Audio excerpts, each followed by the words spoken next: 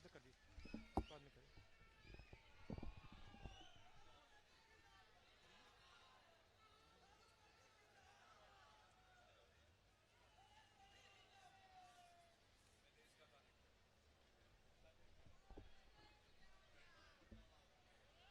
जय आय अहोम।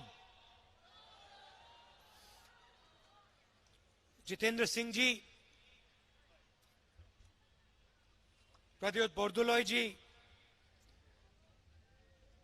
जीवन कुर्मी जी, जयंत कलिता जी,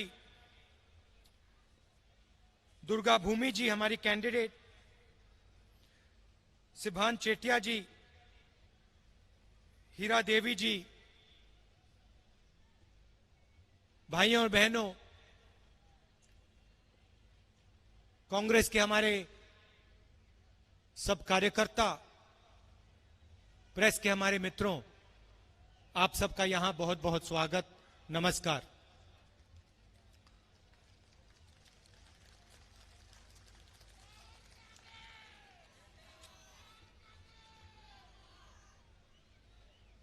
कुछ साल पहले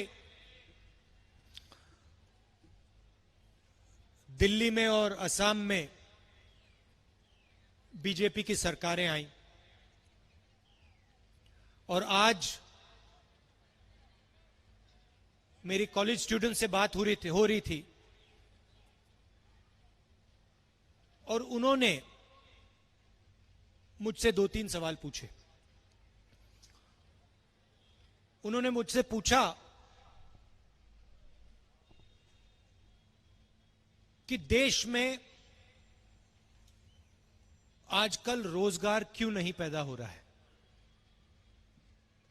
आप किसी भी कोने में चले जाइए, किसी भी प्रदेश में चले जाइए और आपको पता लगेगा कि हिंदुस्तान अपने युवाओं के लिए रोजगार नहीं पैदा कर पा रहा है। ये सच्चाई है, ये असम की सच्चाई है, ये हिंदुस्तान की सच्चाई है। प्रधानमंत्री ने बड़े बड़े भाषण दिए हैं, make in India, startup India,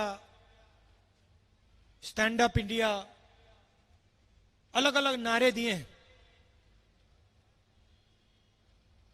मगर रोजगार हिंदुस्तान में आजकल नहीं है। बेरोजगारी बढ़ती जा रही है। स्टूडेंट्स ने मुझसे यह पूछा, मैंने उनको कहा, देखिए, रोजगार देश में कौन पैदा करता है? देश के सबसे बड़े 2-3 उद्योगपति नहीं करते हैं।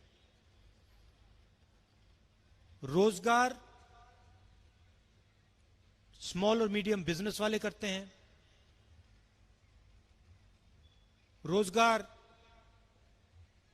टी गार्डन्स में पैदा होता है, दुकानदार करते हैं, ये लोग करते हैं। और अगर आप देखें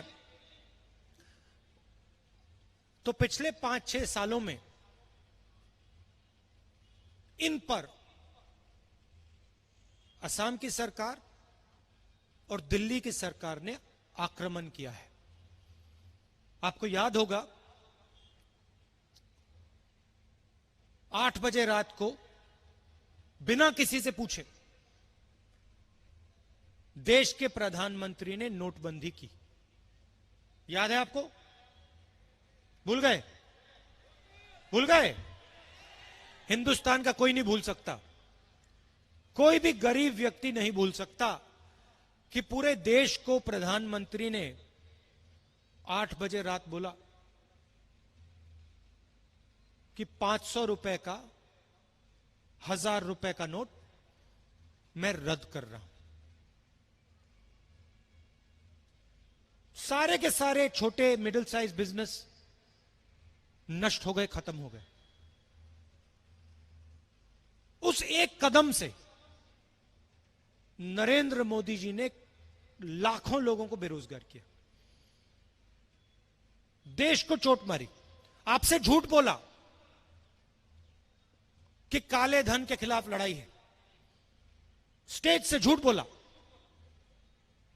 क्या काला धन मिट गया? खत्म हो गया काला धन? नहीं।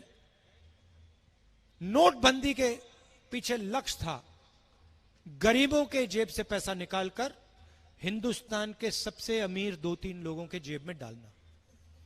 उसके बाद वहां नहीं रुके, उसके बाद जीएसटी, जिसको मैंने गब्बर सिंह टैक्स कहा।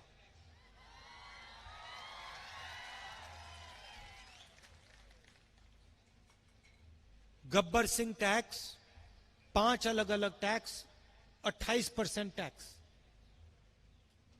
किसके ऊपर टैक्स? हिंदुस्तान की गरीब जनता पर, किसानों पर, मजदूरों पर, छोटे दुकानदारों पर, स्मॉल मीडियम बिजनेस वालों पर। जो नोटबंदी से बच गए वो जीएसटी में डूब गए।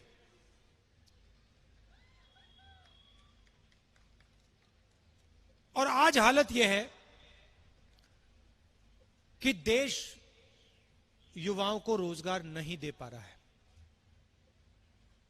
ये सच्चाई है हिंदुस्तान की। ना कोई फैक्ट्री खुलती है,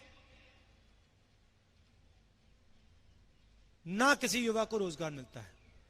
प्रधानमंत्री भाषण देते जाते हैं, कोई फर्क नहीं पड़ता, क्योंकि उन्होंने हिंदुस्तान की जो रीढ़ की हड्डी थी,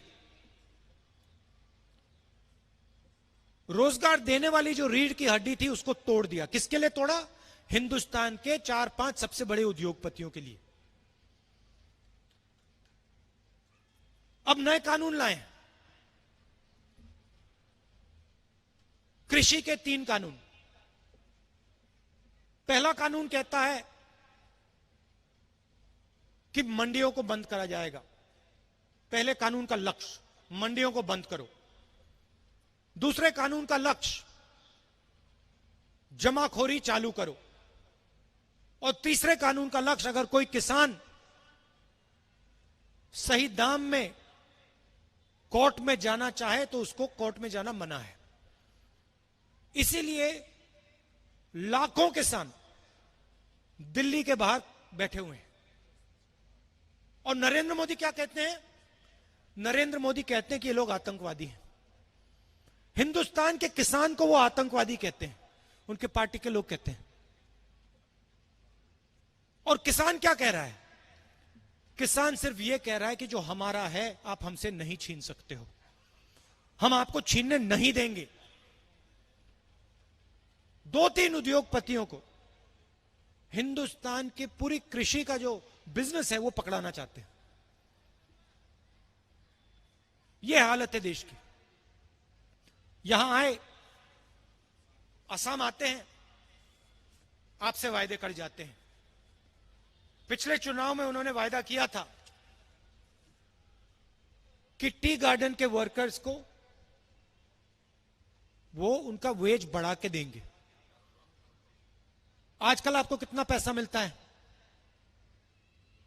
कितना मिलता है पैसा? कितना?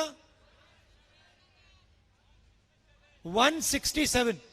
सही। बीजेपी के लोगों ने आपसे क्या वायदा किया था? कितना?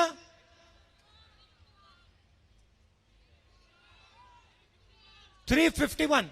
अच्छा, यहां पे कोई एक व्यक्ति है जिसको 351 मिल रहा हो? एक भी नहीं मिलेगा आपको। छत्तीसगढ़ के चीफ मिनिस्टर अभी भाषण दिए हैं। छत्तीसगढ़ के चुनाव से पहले ऐसे ही भाषण में मैंने कहा था कि छत्तीसगढ़ के किसानों का कर्जा माफ होगा। बीजेपी वालों ने कहा पैसा नहीं है। मैंने कहा हम पैसा निकाल के दिखा देंगे, पैसे की कोई कमी नहीं। मैं आपको बता रहा हूं और आप इस बात को चेक कर लीजिए। छत्तीसगढ़ में कांग्रेस पार्टी की सरकार बनने के 6 घंटे के अंदर छत्तीसगढ़ के किसानों का कर्जा माफ कांग्रेस पार्टी ने कर दिया था। मैं यहां आपका टाइम जाया करने नहीं आया हूं, मैं आपसे दो तीन चीजें कहने आया हूं। मैं नरेंद्र मोदी जैसा नहीं हूं, मुझे झूठ बोलने की आदत नहीं है। मैं आपको सिर्फ यह बता रहा हूं, और टी गार्डन्स के जो हमारे वर्कर हैं उनसे कह रहा हूं, इसको आप अच्छी तरह सुनिए। कांग्रेस पार्टी की यहां सरकार आएगी तो 6 घंटे के अंदर आपका 351 नहीं, आपका 365 हो जाएगा। और मुझे कोई फर्क नहीं पड़ता कौन क्या कहे, दुनिया के इकोनॉमिस्ट कह दे, मुझे कोई फर्क नहीं पड़ता। मैं आपको बता रहा हूं कि 365 गारंटी देके आपको आ रहा है। सीधी बात है।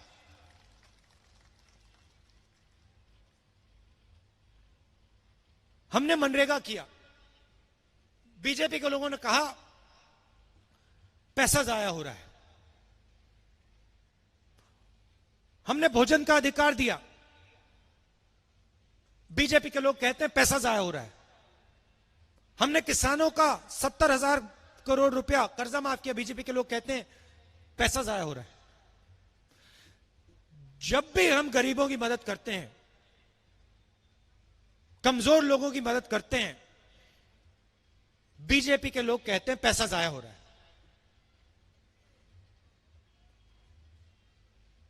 और जब गुवाहाटी के एयरपोर्ट को वो अपने मित्र को बेच देते हैं, तो फिर वो कहते हैं पैसे का सही इस्तेमाल हो रहा है।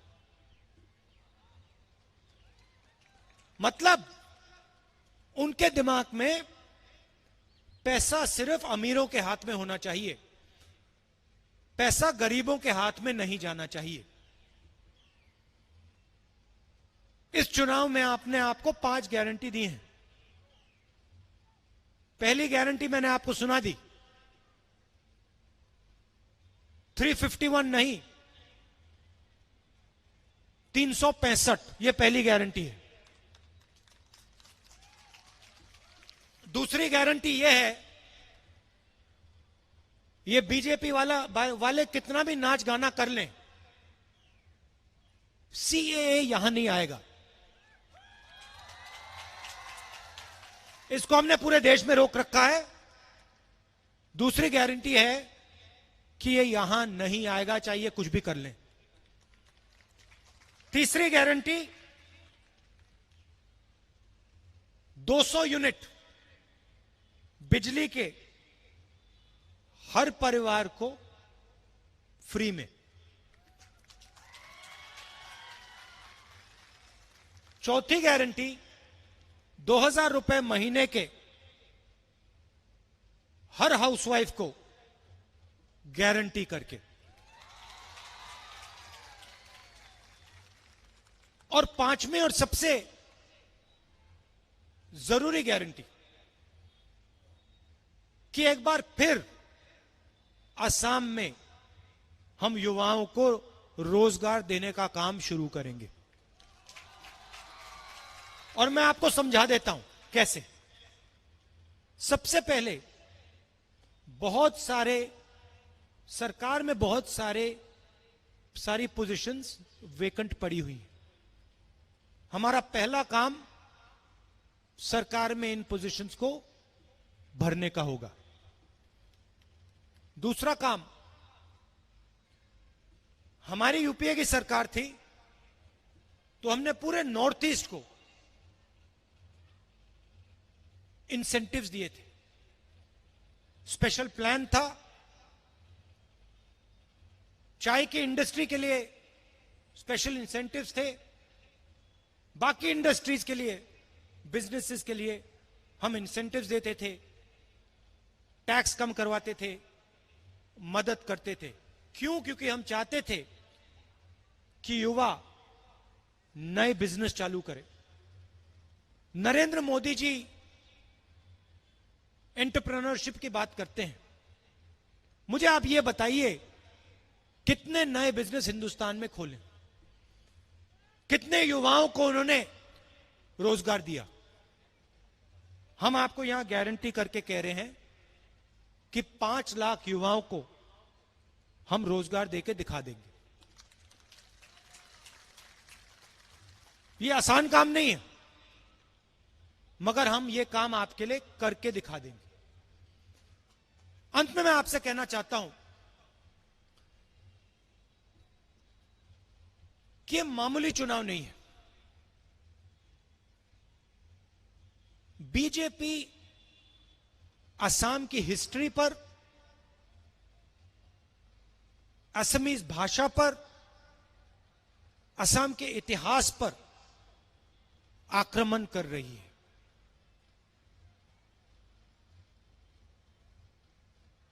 ये कहते हैं कि एक सोच होनी चाहिए, एक भाषा होनी चाहिए। इस देश में अलग अलग सोच है, अलग अलग इतिहास है, अलग अलग कल्चर है, अलग अलग हिस्ट्री है। हम इन सब की रक्षा करते हैं। बीजेपी क्या चाहती है? बीजेपी चाहती है कि असम को नागपुर से चलाया जाए। बीजेपी चाहती है कि बाहर के लोग आए और जैसे इन्होंने आपका एयरपोर्ट लिया, वैसे ही जो आपका है वो लोग उठा के ले जाएं। हम असम को असम से चलवाना चाहते हैं।